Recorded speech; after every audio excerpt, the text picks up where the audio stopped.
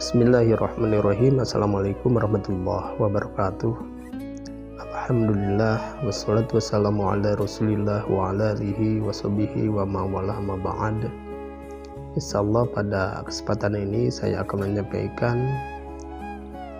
tentang riba dalam perspektif hukum Islam.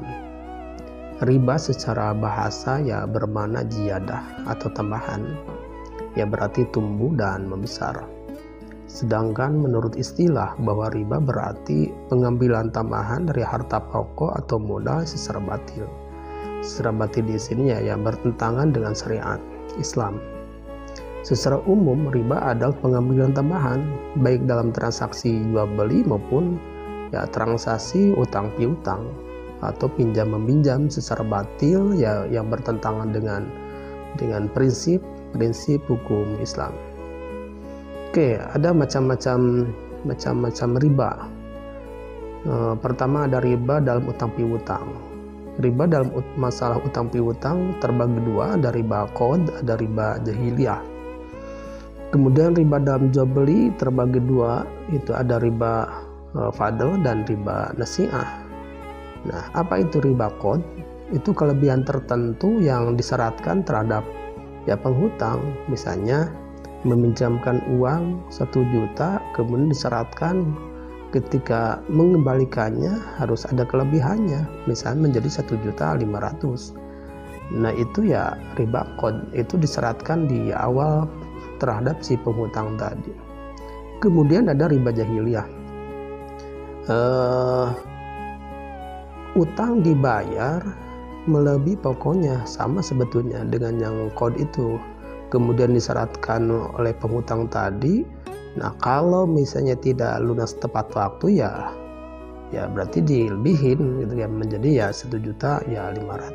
Jadi membayarnya itu karena tidak tepat waktu. Bahasanya apapun silakan, mau admin, mau ya kena cas dan sebagainya.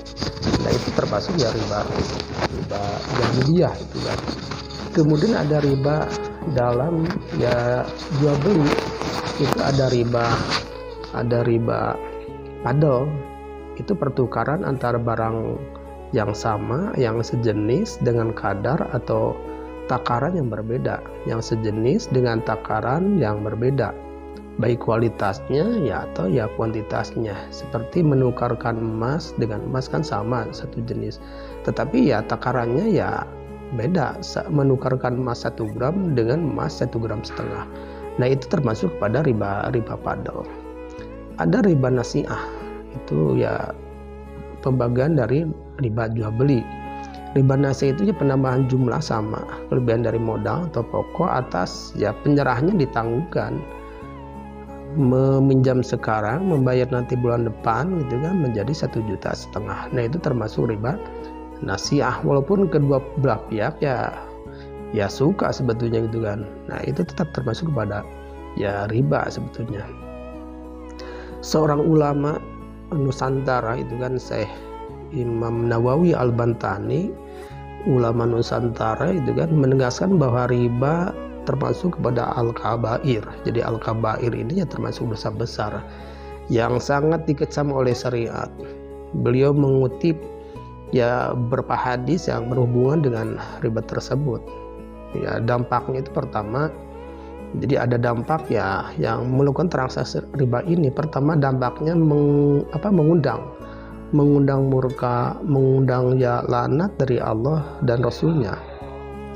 Man akala riba mala Allahu dengan batnahu min nari jahannam qadra ma akala.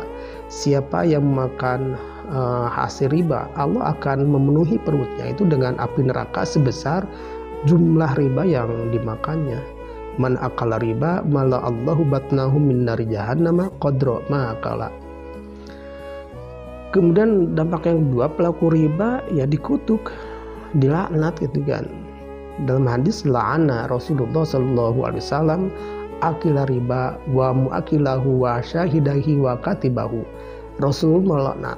Jadi Rasulullah melaknat pemakan riba. Karena akila riba itu kan pemakan riba. Kemudian pemberi riba juga sama. Penulisnya ya sekretaris dan dua saksinya sama, hum sawaun kana ismun, itu sama dosanya. Nah, maksud laknat di sini berarti jauh dari murka Allah. Maaf, jauh dari rahmat Allah. Jadi laknat di sini jauh dari rahmat Allah. Semua yang terlibat dalam transaksi riba, meskipun tidak memakannya, tetap terkena dosa karena ya membantu berlangsungnya proses itu, yaitu proses kemaksiatan tersebut. Hum sawaun kana ismun, ya sama saja dosanya. Kemudian dampak riba yang selanjutnya menghapus ya keberkahan harta itu kan. Itu menghapus ya keberkahan harta. Syekh Nawawi Al-Bantani menguraikan hadis yang berisi ancaman bahwa harta yang mengandung riba tidak akan membawa kebaikan, walaupun ya nampak bertambah. Pada intinya yaitu akan menimbulkan kehancuran.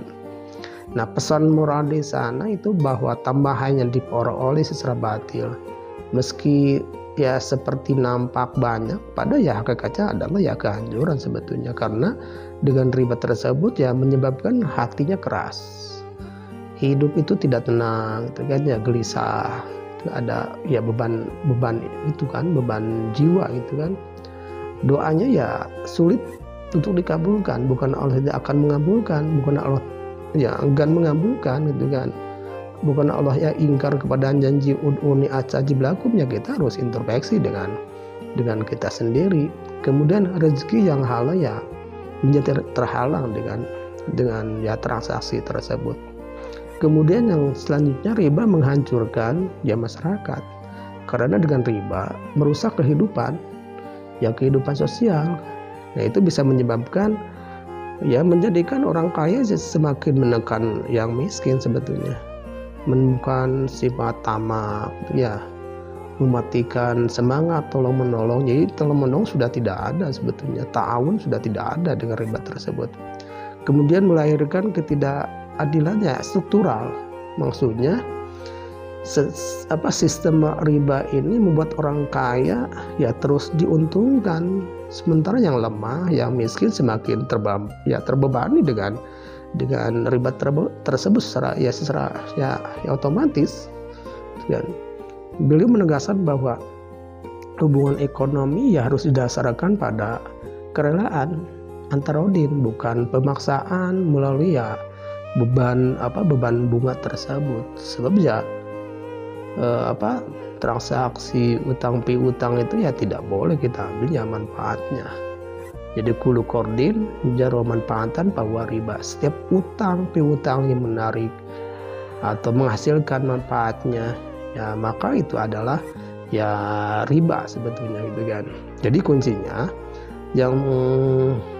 yang disebut riba itu kuncinya ada 3. Pertama, ketika transaksi uang dengan uang itu bisa jadi riba.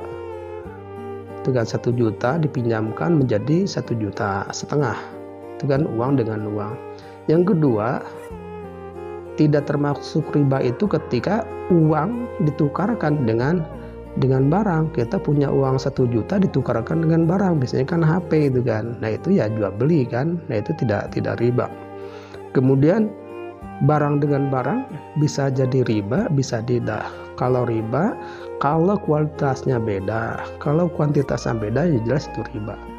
Kalau misalnya sama-sama kualitasnya, kuantitasnya ya tidak riba. Jadi kuncinya ketika uang dengan uang bisa riba, uang dengan barang tidak riba, barang dengan barang bisa riba, bisa tidak. Ya, mungkin itu secara singkat. Semoga apa yang disampaikan dapat ya menambah pemahaman dan menjadi pengingat bagi kita semua untuk senantiasa ya berhati-hati dalam bermuamalah, serta ya berpegang teguh pada tuntunan syariat Islam. Mudah-mudahan Allah Subhanahu wa taala memberi kita kekuatan untuk mengamalkan ilmu yang kita dapat, yang kita dipelajari. Wallahu a'lam bishawab. Assalamualaikum warahmatullahi wabarakatuh.